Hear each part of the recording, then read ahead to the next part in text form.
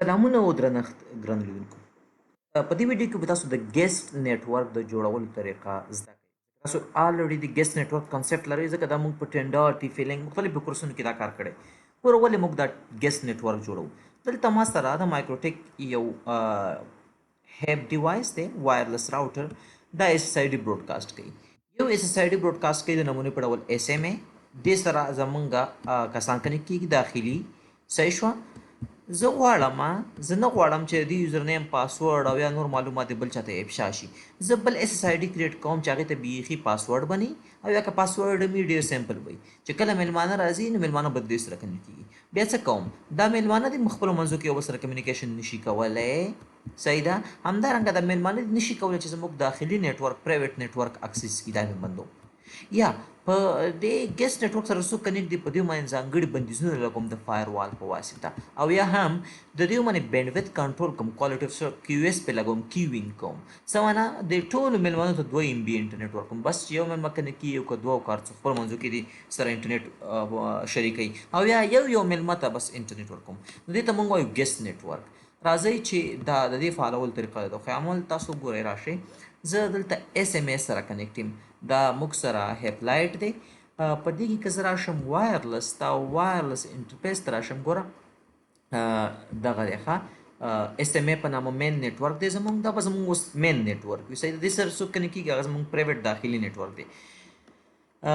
دا چې کوم اس اس آی ډي براډکاسټ کوي تاسو دلته کتلی شئ. اس اس آی ډي د اس ام ای او ډیفالټ پروفایل کاروي د سکیورټي له لحاظه چې پاسورډ یې د 1 نه تر 8 پورې رجسټریشن کې تاسو وګورئ زما کمپیوټر سره دې سره کنیکټ دی. صحیح ده. ښه اوس به یو کار کوو. زه به راشم بل نیټورک به جوړ کړم. یعنې دا خو زما مین نیټورک دی. اوس که یو څوک کنیکټ کېږي د سره یو کس د نمونې په ډول غواړي وایي اس ام اس سره کنیکټ کېږم نو یو خو به ورته پاسورډ ورکړي. دویم دا چې هغه به داخل کې ټول ډیوایسونه اکسس کوي. نو هلکه ګیسټ نیټورک جوړ کړه چې میلمانه راځي میلمنو ته یې اچوه. په میلمنو به ځانګړي بندیزونه یې بس بیا د هغه کار یې. صحیح ده. د دې دپاره به تاسو راشئ وایرلس ته.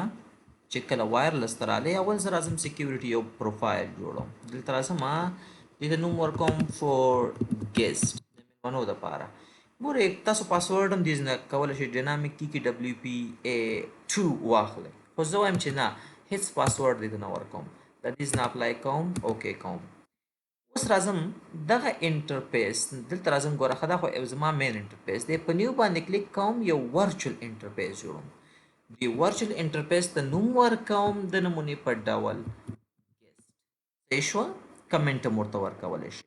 دلته وایرلس سیکشن ته راځم ای پی برج علم بالکل ماسټر انټرفیس به د دې څوکي دا به چا لاندې کار کوي مګر اس ام ای لاندې ځکه بعضې شیان دا به د هغې نه راخلي.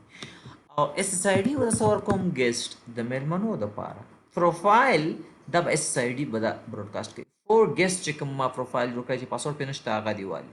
اوکې دې ځینې تاسو دا شیان کولی شئ انتخاب کړئ. همدارنګه تاسو کولی شئ دې نه ورته ووایئ زه اوس دا کار نه کوم ځکه تاسو بیا بل طرف ته لاړ شئ. تاسو کولی شئ یو ټیګ واخلئ او دا یو ځانګړي ویلین ته واچوئ. خو زه هم دې نه تېر شم لا فلحال.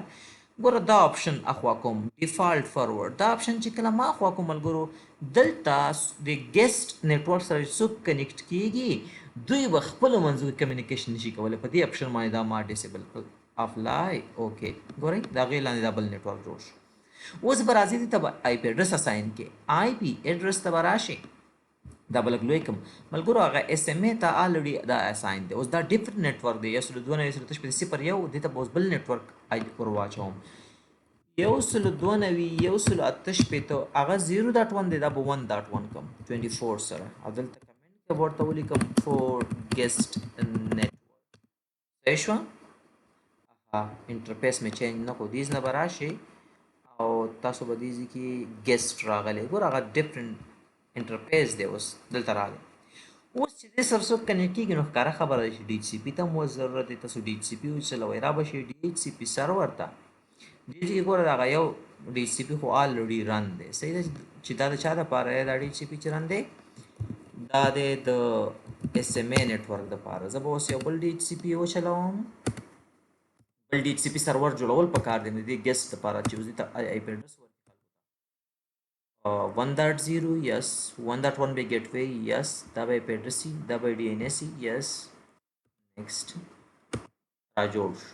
صرف ګور هلته وایي چې رننګ نه دی دا به اوس رننګ شي چې یو څوک ورسره کنیکټ شي بیا رن کېږي خپله ملګرو انشاءالله چې پوه به شئ اوکې دا کار هم وشو اوس زه راځم سمپلي دلته وایرلس او دلته راځم وایرلس ته تاسو ما سره دوه انټرفیس رن دي رجسټریشن ته چې راشم ګوره څوک چا سره کنیکټ کېږي هغه ګورئ اوس زما دا کمپیوټر چې دی دا خو ما اس ام اس سره کنیکټ کړی چې کوم مین نیټورک دی نو ګورم چې دې ته کوم آی پی اډرس 0 90 آی پی اډرس ورکوي 192.168 دا اوس یو نیټورک سره کنیکټ دی دې باندې پاسورډ هم شته اوس که مېلمانه راځي او غواړي چې کنیکټ شي نو ګوره دلته اوس د ګیسټ دا دی دلته راشم کنیکټ پاسورډ نه غواړي دلته به اوس ګوره مخکې لیکلی چې اس ام ای که ستاسو پام و کنې ویډیو لږ شاته کې دلته لیکلي چې دا زما کمپیوټر چې اس ام ای پی سي دی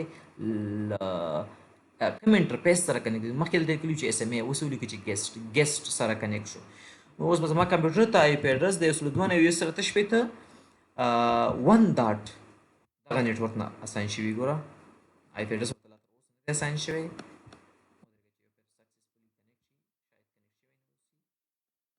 شو آی پی اډرس څنګه نه علي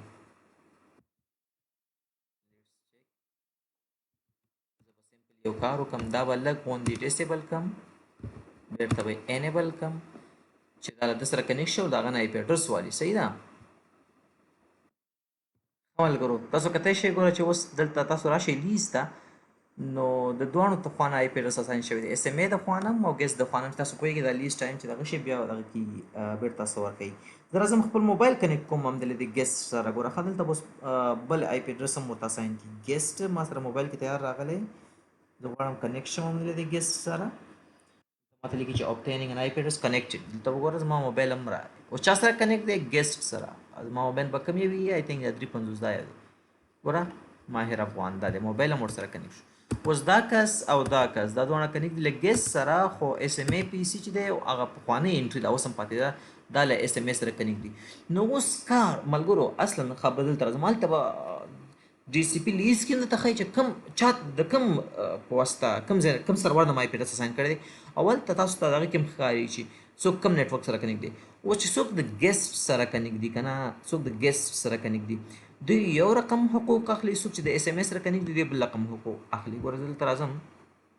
دا بیرته د خپل کمپیوټر مې له اس ام موبایل به مې د ګیسټ سره شي او کمپیوټر به مې له اس ام ای سره شي نو دلته به رجسټریشن ته راشم لږ به څه ورته وکړو چې راځي که نه ګوره دا زما کمپیوټر دی چې اس ام ای سره مې کنیکټ کړی او ما تاسو چې موبایل مې خپل له ګیسټ سره دا اوس هم کنیکټ دی نو دا بیل نیټورک دی دا اوس بیل نیټورک دی نو ما خو د ګیسټ نیټورک دپاره یو دا کار کړی چې هغه ډیفالټ فارورډ آپشن مې خوا کړی دی اوس د دې ګیسټ هر هغه څوک چې راځي او دلته د دې ګیسټ سره کنیکټ کېږي د اس آی ډي سره پاسورډ به ترې نه غواړي مګر دوی خپل منځو کې کمیونیکیشن نشي کولی اوس دوی راتلی شي داخل ته دا څوک چې د ګیسټ سره کنیکټ دی دا د اس ام ای داخل ته راتلی شي دا کسان اکسس کولی شي فایروال یو رول په واسطه به دا اوس موږ ډراپ کوو صحیح ده چې اکسس ورنه کړي یو دا خبره کوو راځئ اول دا کار وکړو بیا به انشاءالله مخته لاړ شو صحیح ده نور خو انشاءالله تاسو په ترتیب پوه شئ چې تاسو کولی شئ همداسې راشئ بل نیټورک جوړ کړئ بل وایرلس په داخل کې راشئ یو بل ورچوال نیټورک جوړ کړئ دلته راشئ نیو باندې کلیک وکړئ ورچوال نیټورک بل جوړوئ صحیح ده ښه نو تاسو اوس معلومیږي چې څوک ګیسټ سره کنیکټ دي څوک اس ام ای څوک چې له ګیسټ سره کنیکټ دي دوی خپل منځو کې کمیونیکیشن نشي کولی اوس زه غواړم چې دوی د اس ام ای سره کمیونیکیشن نشي کولی آی پی ته راځم او سمپلی فایروال ته راځم ویر از د فایروال رول فایروال ته راځم چېرته راغلم آی پی ته راغلم او فایروال ته راغلم دلته اوس یو نوی د فلټر رول را جوړ کړو صحیح ده او زه ورته وایم چې دا کله راتلل دا ته ماته ډراپ کا نو دې ځای کې تاسو کولی شئ راشئ سمپلی یو نیو رول باندې کلیک وکړئ دې ځای کې کمنټ ورکړئ چې هلکه ګیسټ ویل ناٹ اکسس پرایویټ نیټورک دا مې ورته ولیکل صحیح ده چین کې فارورډ اخلم ان انټرفیس په کوم انټرفیس به را ان کېږي ګوره زه ورته اوس په ان انټرفیس کې وایم چې دوی کله دا ډیټا راځي د ګیسټ نه تا ته را ان کېږي او دوی غواړي لاړ شي هغه بل نیټورک ته چې کوم اس ام ای ده نو ته څه وکړه ګوره راشه ایکشن کې او په ایکشن کې دې ځای نه مې ورته ویل چې ډراپ اپلای اوکې نو دا څه کار وشو چې ما ورته چې څوک غواړي له ګیسټ نه لاړ شي اس ام ای ته نو ته یې دغسې ډراپ کوه معنا ګیسټ د باندې خلک دي. نو څوک خبره وشوه هر هغه څوک چې ګیسټ سره کنیکټ کیږي مین نتورک ته بل لاسرسی نه لري، خپلو منځو کې به هم کمیونیکیشن نشي کولی، مین نتورک ته هم نشي راتلی. همدارنګه ته کولی شي په همدې اوس هغه بیل نتورک دی که نه، په فایروال کې ته بېلابېل رولز ډیفاین کولی شي. دا زما چې کوم ملګرو زما چې کوم مین نتورک دی د هغه رینج دی 192.168.0.0 او چې کوم د ګیسټ لپاره دی 192.168.1.0.